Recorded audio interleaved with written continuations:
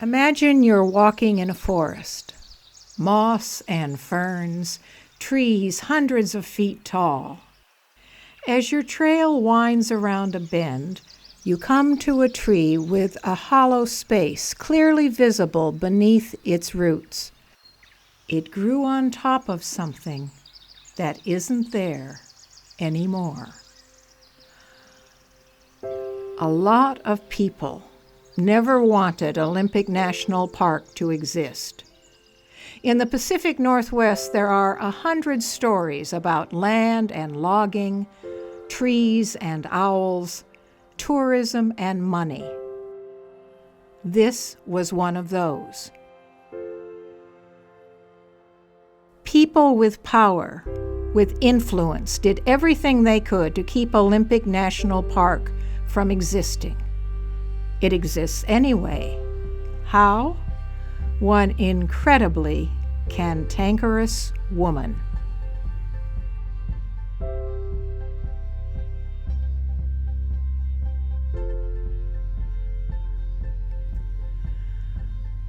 Rosalie Edge was 58 years old, a lifelong New Yorker, and she believed she might change the world. Put simply, she already had.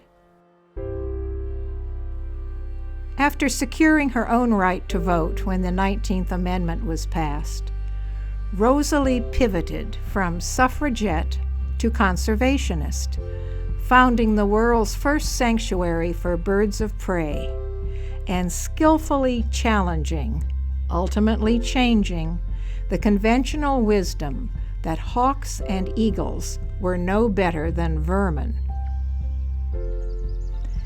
And in the summer of 1935, she drove across the country with her son to see for herself an embattled landscape at the furthest northwest corner of the 48 states.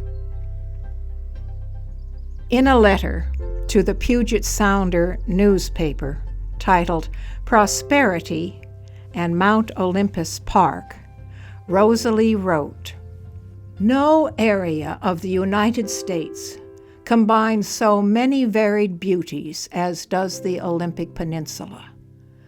The mass of Mount Olympus, gleaming in the purity of its eternal snow, from which pours the sapphire ice of its blue glacier, rises from the green matrix of the surrounding forests of mighty trees. Watered by countless pure and sparkling brooks, the forests of the narrow and sheltered valleys have grown to a luxuriance that rivals that of the rainforests of the tropics." A prolific writer of pamphlets, words were always Rosalie's weapon of choice. She urged Washingtonians to use their own, to write to Congress if they, like her, believed a national park would create a more enduring prosperity than logging the irreplaceable old-growth Olympic forests. And so they did.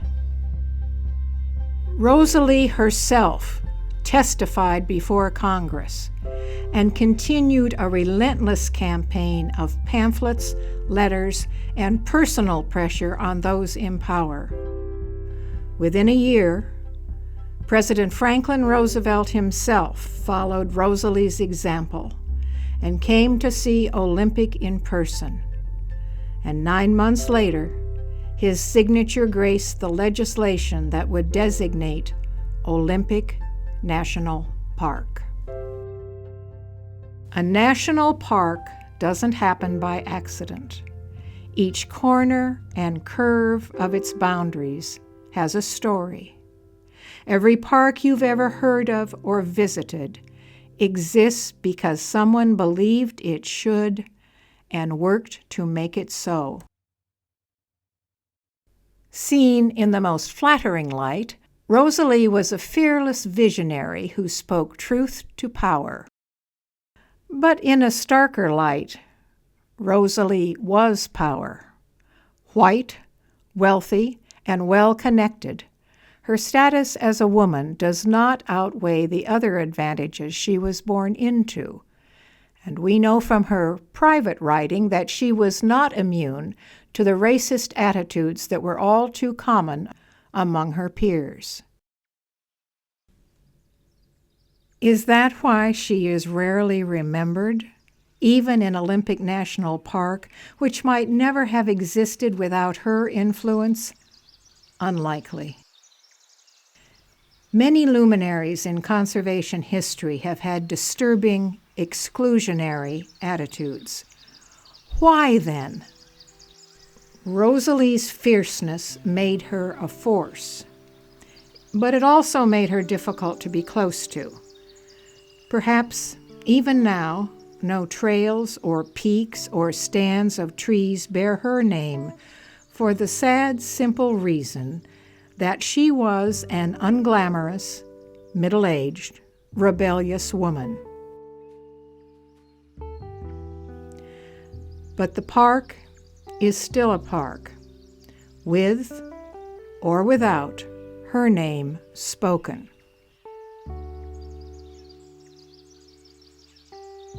There's a curious life history to certain trees in the Olympic old growth, and you can see it if you know what to look for. They begin as seedlings sprouted from another tree that has fallen and begun to decompose, called a nurse log. When they grow tall, the shape of the nurse log, long since vanished, still echoes in the roots it once nourished.